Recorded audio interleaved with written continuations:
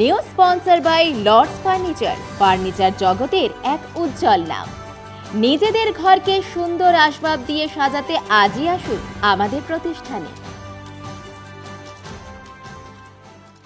মঙ্গলবার জেলা শাসক দপ্তরের রিজিওনাল ট্রেনিং সেন্টারে জলপাইগুড়ি শহরের ছোট বড় হোটেল, রেস্তোরাঁ, মিষ্টির দোকানের মালিক, হ্যান্ডেলার্সদের পাশাপাশি ফুচকা, চপ, সিঙ্গারা বিক্রেতাদের নিয়ে আলোচনার পাশাপাশি প্রশিক্ষণও দেওয়া হয় consumer affairs and fair business practices ও ফুড সেফটি দপ্তরের তরফে। জেলার consumer affairs and fair business প্র্যাকটিসের অ্যাসিস্ট্যান্ট ডিরেক্টর দেবাশিস মণ্ডল বলেন, মালিক কর্মচারীদের পাশাপাশি রাস্তার পাশে বসা ঠেলা নিয়ে ফুচকা বিক্রেতা সহ ছোট ছোট ব্যবসায়ীদেরও ডাকা হয়েছে। আসলে আমাদের সকলকেই বুঝতে হবে, ভালো খাবার দিলে তবে গ্রাহক আসবে, কিন্তু সেই ভালো মানের খাবার দেওয়ার জন্য ফ্রেশ শাকসবজি, মাছ, মাংস সব যেমন দরকার তেমনই প্রয়োজন হাইজিন মেনে কাজ করা।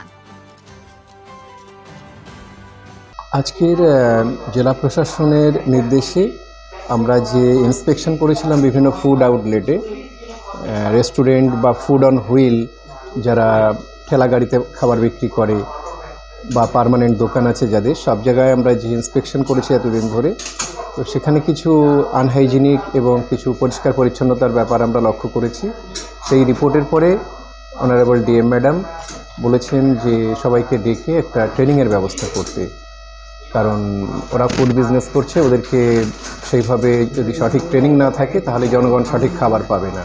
সেই উপলক্ষে আজকে ডাকা হয়েছে সবাইকে, যারা খাবারের ব্যবসায় জড়িত তাদের ট্রেনিং চলছে। Food safety officer, food safety inspecting officer আছে এবং হেলথ ডিপার্টমেন্টের অন্যান্য অফিসাররা আছেন। আজকে চলছে এটা সারা। এখানে একটা ফুড অ্যাওয়ারনেস নিয়ে প্রোগ্রাম ছিল। ফুড অ্যান্ড সেফটি ডিপার্টমেন্ট থেকে আমাদেরকে সকল খাদ্য ব্যবসায়ীদের ডাকা হয়েছিল। কী জন্য ডাকা হয়েছিল ফুড ব্যবসায়ীদের? এই ফুড ব্যবসায়ীদের ডাকা হয়েছিল, তারা যে সিস্টেমে ব্যবসা চালিয়ে যাচ্ছেন সেখানে কোনো ভুল ত্রুটি আছে কি না সেটা শুধরে নেওয়ার জন্য এবং বোঝানোর জন্য।